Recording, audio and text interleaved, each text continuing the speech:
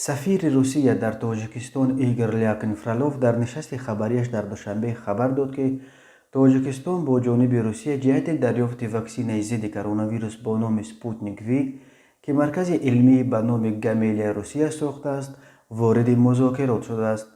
مسئله تامین واکسن روسیه از کرونا ویروس نو در حال حاضر در سطح نهادهای مربوطه دو کشور حل شده ایستاده است. مذاکرات ادامه دارد. از قول لیاکنفرالوف خبر داده است خبرگزاری ریا نووستی.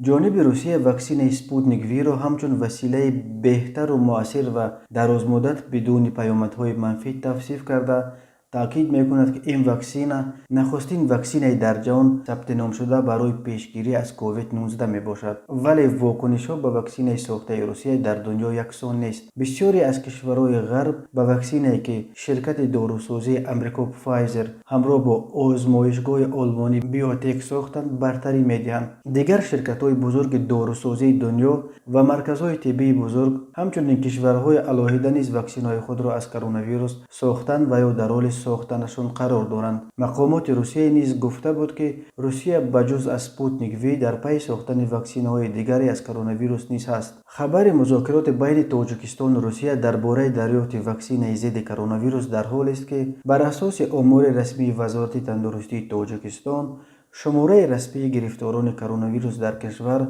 هفته گذشته از 13,000 نفر عبور کرد و شماره ففتیدگان از این ویروس به 90 نفر رسید. در خود روسیه شماره گرفتاران به 3 میلیون نزدیک می شود و شماره ففتیدگان از کرونا ویروس از مرز 53,000 نفر گذشته است. در سراسر دنیا تا امروز شماره گرفتاران کرونا ویروس به 85 میلیون نفر رسیده. این وبای عصر 21 تا امروز سبب مرگ 1,760,000 ساکن سیاره شده است.